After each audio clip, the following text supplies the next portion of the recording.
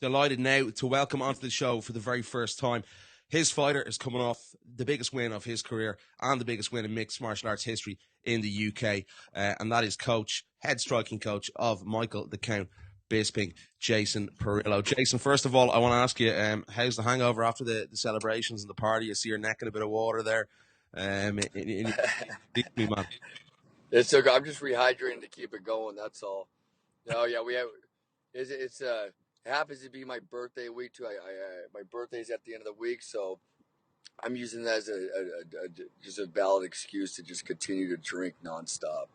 I like to drink, and so I figure a world title and a birthday, fuck, forget about it. Why remember this week? No reason to remember it, right? Exactly, man. Exactly. That's it. The older you get, anyway, definitely not. You don't remember that anymore. I'm at that point in my life as well. But for you, Jason, obviously an incredible night. I think an incredible night of mixed martial arts all across the card. But talk to me. You're a guy who's you work with Cyborg, you've worked with Tito, BJ Penn. Where does this rank for you as a coach in what you've done with a fighter and the accomplishments and the achievements? Is that right? Is it right up there with the very? It's up there. It's the top of the food chain with it all. It's funny. It's the third time today I've actually answered this question, and it's one of those questions that I have a different relationship with every fighter that I have, and had sweet wins and sweet success with some of these high profile fighters, and they're all different in their own right, But this one right here was real special. Because we went through it together. We went through a lot together because there was ups and downs, and me and Mike spent a lot of time together. And this fight for me, I think is probably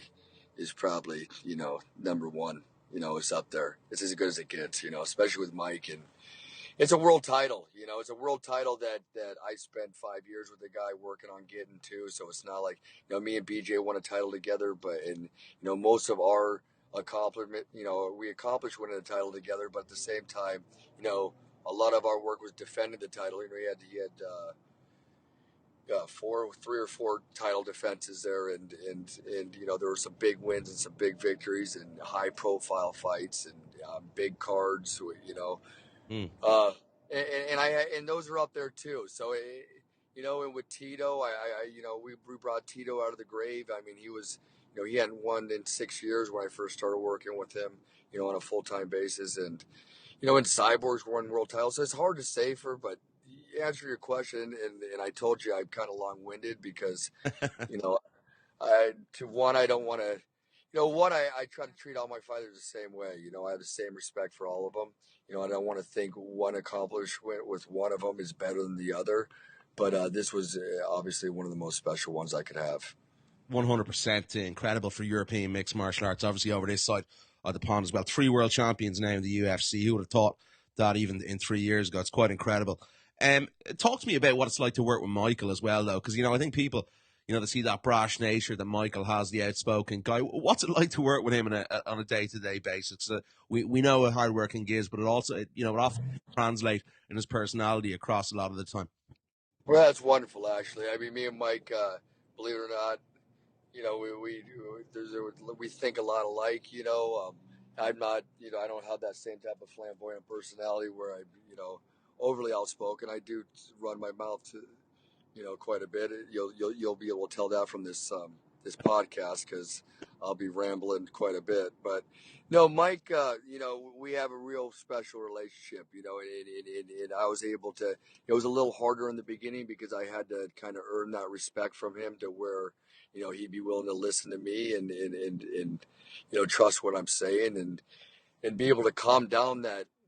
And not the brashness, just the emotions. He's an emotional guy, and he's an intelligent guy, and he's a hard worker. I mean, combination of all that. I mean, it makes you a high-strung guy. And as a coach, you got to be able to try to hone in on that, hone in on his personality, and see, work on changing that too, because that doesn't help you as a fighter. I mean, he's an entertainer, and he's great the way he talks shit, and I would never try to take that away from him, as a coach. But what I try to do is help him to learn to relax with it. He actually does believe a lot of stuff he's saying, and he's confident in it. But his mind's he's going in one gear and his mind's going in the other, so it's hard for it all to come into play. And I think with his experience and all the time we spent together, he's come a long way with it. That personality that he has, I don't mind, and it's a great personality because if you actually really got to know the guy. If you really got to know the guy, he's an amazing guy. He's one of the best guys I know. He's got an amazing heart. He's the type of guy that remembers things. When you do something for somebody, any of your friends, your family, even, or people forget. People forget what you do for them. He's the type of guy that does it. He definitely, he's a good soul. He just, again, he's got high energy, and sometimes it gets the best of him. I want to talk to you about that, the energy and the things coming into the fight. Obviously, the first loss to Luke Rockhold in the fight. How did you get Michael back up for that, especially on short notice on the 2 weeks as well? It's a bit of a double-ended question there, but was that tough, taking the fight in 2 weeks' notice and trying to get him focused and get over that first? It's crazy because we were ready for it. And I was ready for. I knew he was ready for it. If this was a couple fights ago, I think that we might have thought about it. But Mike has a tremendous amount of momentum going for him right now. He beat 3 big middleweights. He beat CB Dalloway, who's a very big middleweight. Talis Latis, a big, strong middleweight who was on an 8-fight win streak, 7-fight win streak, whatever it was. And most importantly, he beat Anderson Silva. And when he beat Anderson Silva, it's not like it was 6 months ago. He beat Anderson Silva 2 months ago, 3 months ago now. And there's some momentum coming from that, and he went a hard 5 rounds. Mike's condition is never a concern of mine. Mike works as hard the first day as he does the last, and I know 2 weeks deep the guy's ready. The guy was born with a heart, man. That guy's resting heart rate's at 35 beats a minute. Conditioning's never been a problem, so I wasn't overly concerned about the conditioning. Just most concern was his mind frame is really what I was concerned with, but I didn't have to be concerned with it because it was there.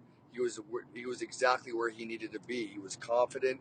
He just beat the GOAT, the best fighter of all time, greatest fighter of all time, I should say, but he had some momentum going and confidence going that was real, and belief in himself that was real because he knew it to be true. He answered a lot of questions about himself in this last fight. With the fight with Anderson. People were telling him, critics and fans alone would tell him all the time he doesn't have the ability to beat anybody in the top 5, and he had fallen short a couple times, but he didn't only beat the guy in the top 5. He beat Anderson Silva, and psychologically, he's got the skill and the ability to beat any of these guys. It was putting the mind with it, and that was something that we've been working on since day one, and believe it or not, the physical aspect of it, we've been working on that left hook from day one. Mike Bisping's a left-handed guy. That's his dominant hand, and the left hook is a punch that you got to develop unless you got a natural left hand, and something that we put a lot of time into also. That's what I was going to say to you, the left hand. You predicted that left hand. You said Michael was going to win by left hook knockout victory. Where did you go about identifying the weaknesses in Luke Rockhold's game that Michael would match up to and get the job done like he did on Saturday night? Well, everything, a vulnerable punch for a lefty is obviously the straight right hand and the left hook. The left hook's there on as it comes from that blind angle.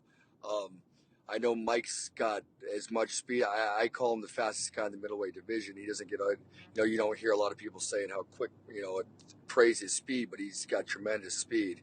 He can get to a target, really quickly, fairly quickly, I should say. But he, everything Luke does, that right hand's down at his waist or underneath his chest. Everything, whether he jabbed, threw up the backhand, and everything he did, sitting straight up in the air. And I'm sure he gets away with it quite a bit because he's such a big, tall, rangy guy. Probably spars with a lot of same sparring partners. So, he's out their rhythm. And he does try to fight the rhythm with hand kind of kind of fancy himself a little bit of a boxer there, but that whole it was obvious as day and night, for me, and also it wasn't rocket science to see that.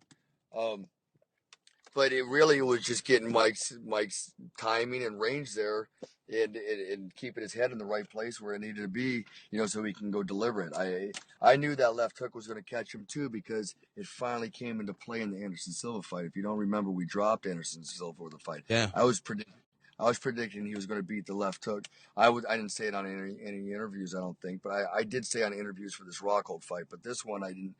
I said, I don't think I said that, but in talking to him and talking to the team, I said, we're going to get this guy with the left hook, because again, with that speed and that, a lot of guys can absorb that straight, and that straight shot's usually a bigger punch from people, that straight right hand or that straight left hand, but, you see it coming, and with Michael's speed, we catch that angle, and I didn't have a whole lot of confidence in Luke Rockhold's beard. I knew that he can get touched, and I knew he can go down, and I knew Mike is a lot better puncher than he's ever gotten credit for. I mean, here's a guy that they've been calling pillow hands for the last fucking how many years, Yeah. and this guy just dropped and almost finished Anderson Silva and knocked out the champion of the world, Luke Rockhold. So obviously he's got a little sting in those snaps, huh? A little bit. Definitely. What do you make of these comments? I'm going to play a little clip I have for you here. Obviously, what Dana said. Is this something that it really spurs Michael on in you? Wait, hold on. You guys say that again. You cut out on. Get again.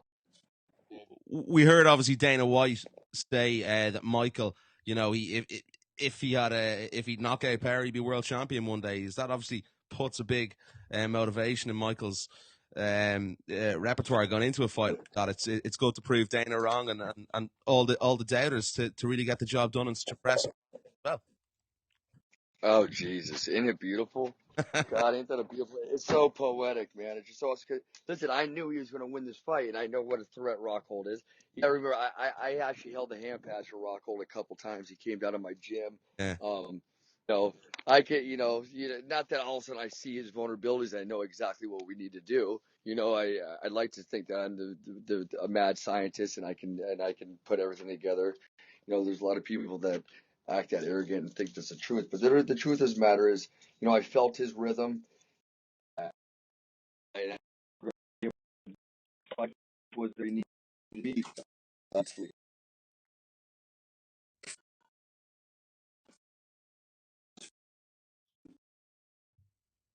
It ended up being a lot more poetic the way it went at the end of the day. Am I losing? You're breaking up, dude. I'll call back. There you go. You back? Yeah, back now. Cool. Spot on. Excellent. Yeah. Hi, buddy. Good. Yeah. Yeah. Michael always. Dog. Sorry, man. No worries, man. Go ahead. Michael always said he'd be world champion, Jason, on a level playing field, under the USADA regulations. Do you feel, this is the case now? That was the platform that under USADA that Michael's going to kick on. Well, I believe there's even another level of confidence now that he's champion. He beat a guy that wasn't champion in Anderson Silva, but it obviously gave him the confidence to know that he could beat the champion.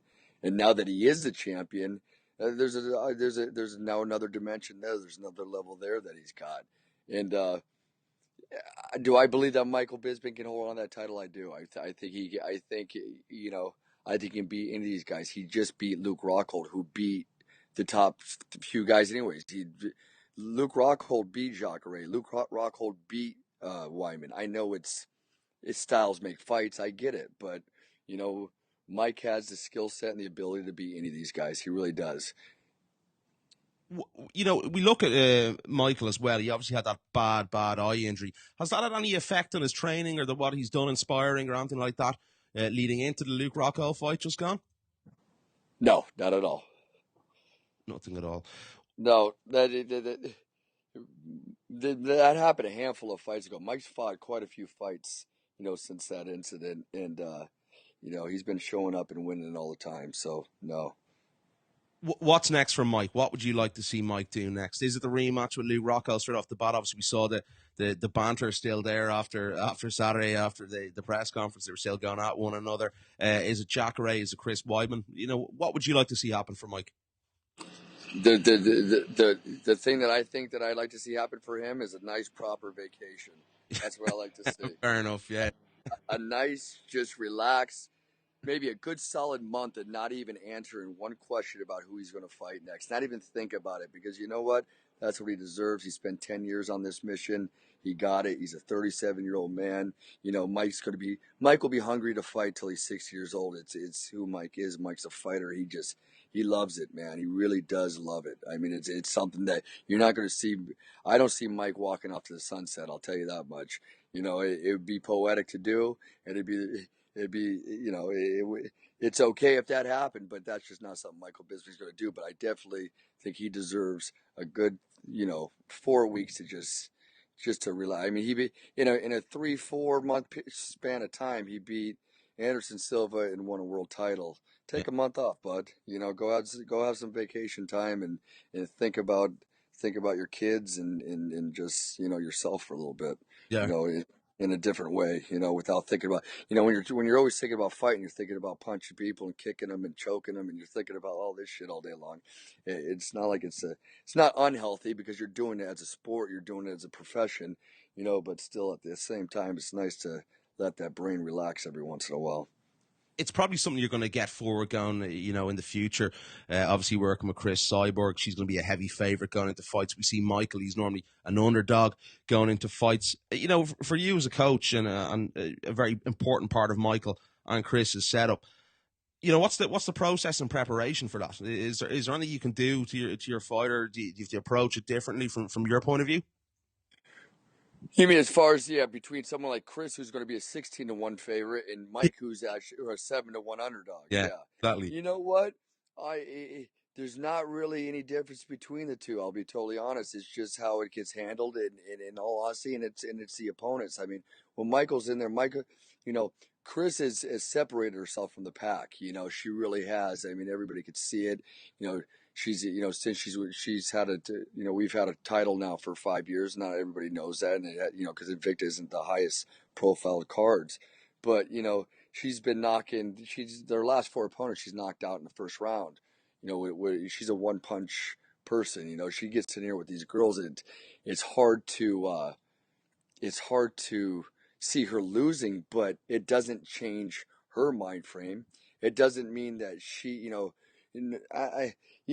Luke Rockhold, John Jones, I don't care who you want to, Conor McGregor, or whatever, we're human beings. We all think the same. I mean, Chris, no matter how dominant you feel, there's still a negative mind in all of us. There's still anything can happen in there. There's still a chance of losing. So there's still not a fear like you don't want to do it and you're not going to do it, and not a fear of getting hurt, but there is a fear of losing, and that goes with every fighter, no matter what level they're at, even no matter how confident they feel, there's a fear there. It's just how it gets handled is always a little bit different, and in guiding them in that situation, you gotta put the foundation that you built with all your athletes leading up to that point. Definitely. What's next for Chris then as well? There's been talk, obviously, if Holly defeats, Shevchenko in a couple of months' time, is it Ronda Rousey? Is it Jermaine Durandami? What plot would you like to go down for Chris in the UFC for her next outing? I would love to see Chris go through the whole lineup in there.